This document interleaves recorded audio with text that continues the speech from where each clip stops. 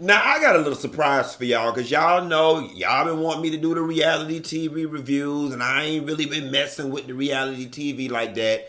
I can't mess with Love and Marriage Huntsville because God knows they still over there talking about Martell and Melody breakup and cheating after all these doggone years. And I would have been dove on Kiki ass for her being trifling. Married to Medicine between Quad Heavenly, Dr. Jackie, Greg wife, and all that crap they got going on over there. I'm done. The Housewives of Atlanta been burnt toast for years, and Love and Hip Hop is just too beneath me for my cable to even get that damn channel. But I found a diamond in the rough, y'all, that I think y'all might like. What am I talking about? The First Ladies of Freight. Want to talk about it? Here you go.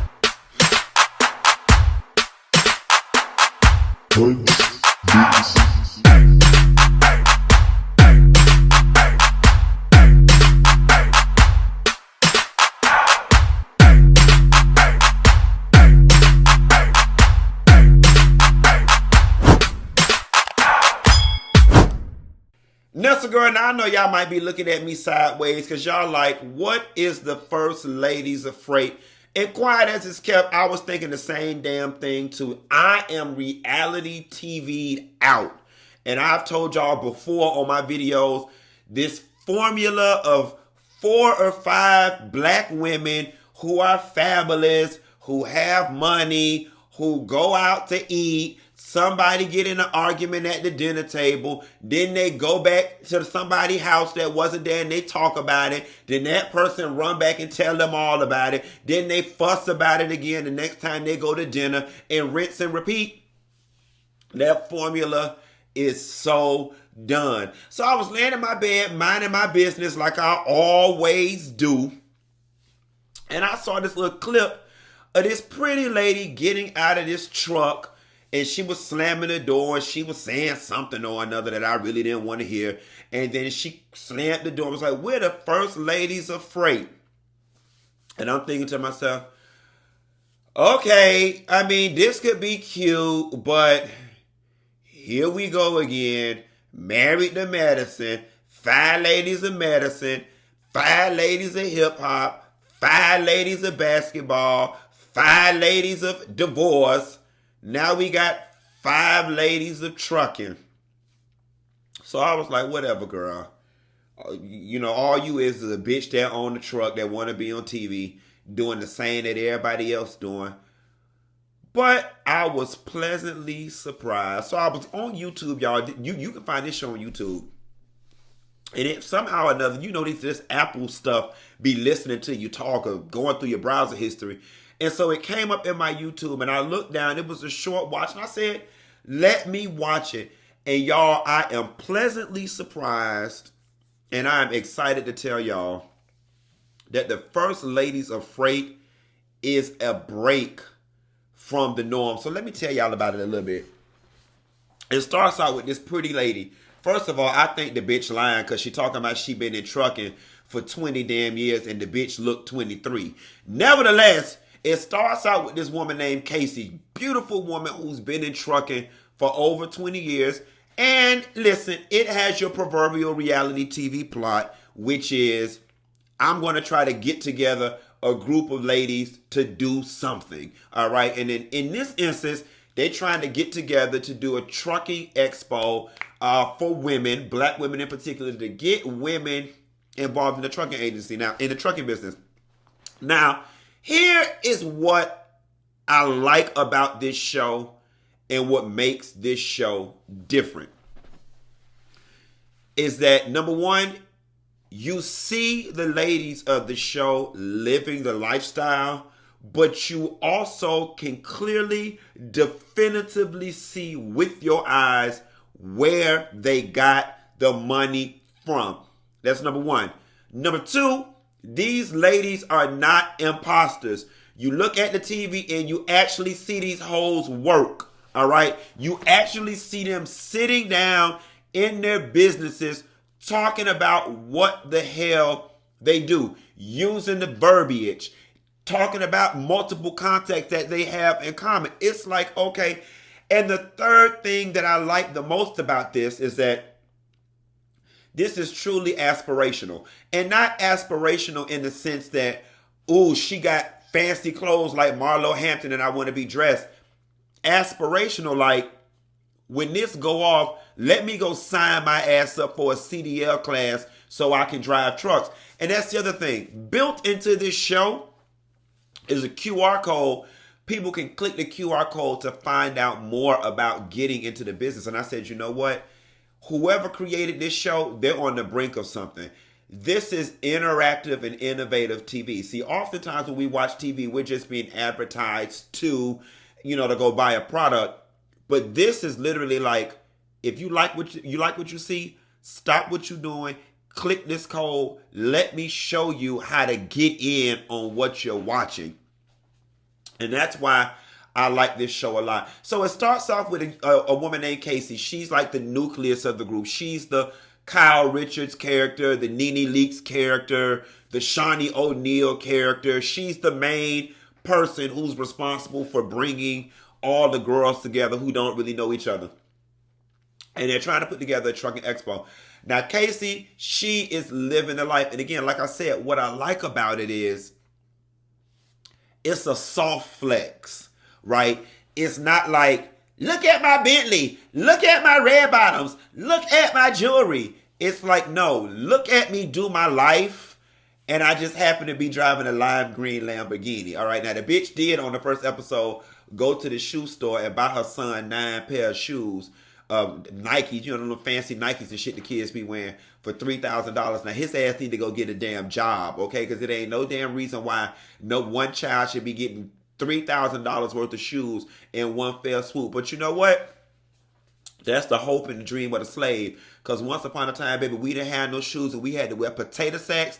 It's closed. So we going to go ahead and I'm going to eat my words, but go ahead and let that boy get $3,000 worth of shoes. Matter of fact, take him right there and let him get 3 more.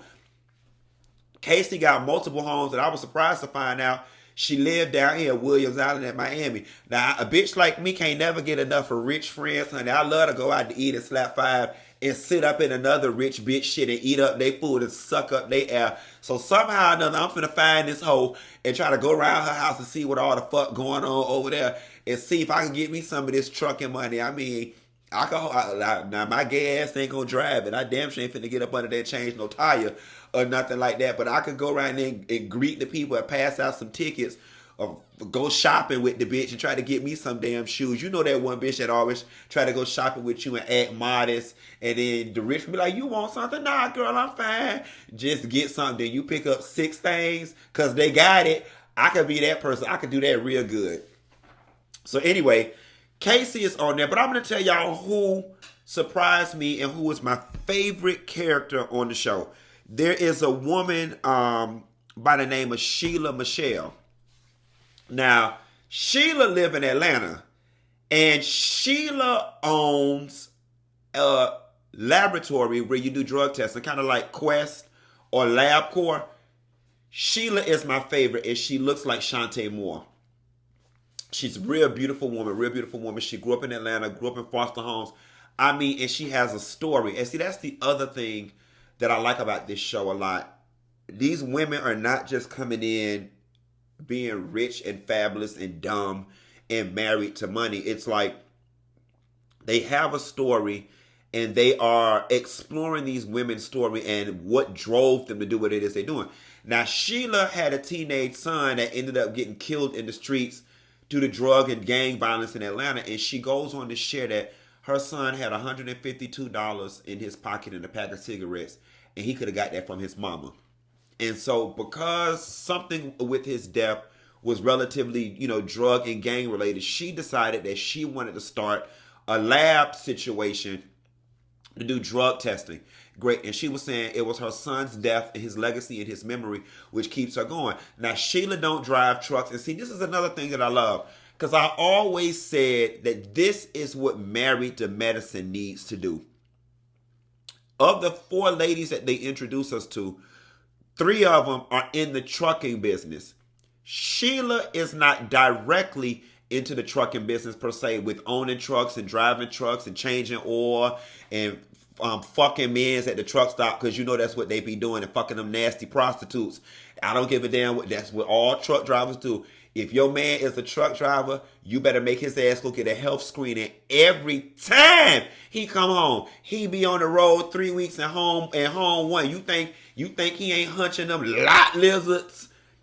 And you seen the type of nasty women's that this video is going quickly left. We going back to Sheila. Matter of fact, Sheila, since you on the laboratory, you might need to be screening for STDs as part of your trucking compliance situation, whatever the case may be. But anyway, Sheila on the lab, and she keep them compliant with the DOT, Department of Transportation. Which brings me to my next point. On this show, you find out about things that you never knew existed. And see, this reminds me of when I got into the entertainment business. I realized that there were jobs and careers out there that people knew absolutely nothing about. Who knew that you could get a lab and work specifically with the Department of Transportation, making sure that the truck drivers are compliant when it comes to drug, alcohol screen, and so on and so forth, which is important because we don't need their ass running us off the road at 2 o'clock in the morning when we coming from the club, trying to ride up I-95 in the turnpike, trying to get home when we leave the casino. But she pretty and she got all the money. I mean, made millions. And so she's linked to the girls because Casey met her and sends all her drivers and stuff to the lady Sheila house or whatever. To Sheila business. So we like Sheila, and I just like Sheila because she down to earth. And y'all who have been following me for years, y'all know that I always have an affinity for the character that look like they'll be around Auntie Teresa house fixing a rib plate for everybody and not scared to drink red Kool-Aid out of a mason jar. Like, I love people like that who are not too caught up in the money that they just can't fucking be regular. And I like Sheila because Sheila got her stuff together. Sheila got a story. And she seems to be regular. So then they introduce us to another girl. Her name's Shanti Hoffman. She's from Miami. So y'all know I instantly went up for her because I'm from Miami, duh. Her and her husband moved to LA 16 years ago. They started out with dump trucks. And when I tell y'all this bitch is rich, this bitch is rich. Okay, got her old nasty house in LA. She's a pretty girl. And then, you know, her and her husband, they took the trucking to the next level. Because they ain't just gonna get no little raggedy little dump truck, no little yang around the house. You know, her and her husband went and got the Rolls Royces of trucks. And so she says, you know, every time you see somebody coming down the street in a Hoffman truck, you know it's us. We all know in 2023 that marketing and branding is very important, or whatever the case may be. She sells real estate. Her husband does the trucks, or whatever the case may be. She got kids. Yeah, she rich. Ain't a whole lot going on right there. Then they introduce us to Tiana. But I'm going to call this whole Tijuana because she need to run south of the border from this goddamn man she got. All right. Now, mama, she real pretty. She drive trucks. And all that's fine because you can go to any high school, any city, USA, and find a pretty bitch, okay? This lady got on this TV on Ross Perot Good Internet and told the whole wide world that she been with her man for 7 years, but he been incarcerated for 3. And I'm here to help her with her arithmetic. If you say you been with this man for 7 years and he been incarcerated for 3, y'all only been going together for 4. Okay? Let me tell you why, honey, because them 3 years he been in prison don't count. And I'm going to tell y'all something. Y'all remember in elementary school they taught us greater than, less than, or equal to? So right now, he been in prison for 3. And y'all been going together for 4. For right now, going together is greater than, but it's about to be equal to. And let me tell you something. When the good start to creep up on the same amount of time as the bad, it's time for you to count your losses. Let me tell you something, Tiana, you a better woman than I ever be. Because let me tell you something. This nigga not finna have me holding him down in jail and changing tires and oil on trucks. I'm gonna have to pick a struggle, honey. And the struggle I'm gonna pick is a live man, a warm man, the comfort of a man that got an actual cell phone and ain't got to call me on collect, a man that can come around here and help me change my tires, change my oil, discipline my kids, throw something on the grill. Baby, if I wanted to hear prison stories, I would have took my ass to Walgreens to the library section and bought me a Danielle Steele romance novel. No God. Tiana, you better learn from Monica, bitch, who tried to hold down C Murder all the time. It ain't worth it. Now, I ain't saying it ain't no good men in prisons, and I ain't saying prison men don't deserve love, but baby, you live on the outside, not the inside. You live on the outside. And in the meantime, in between time, I had me another man. Stephanie Mills already told us, daughter, I need the comfort of a man. Oh yeah, I do. I can feel it.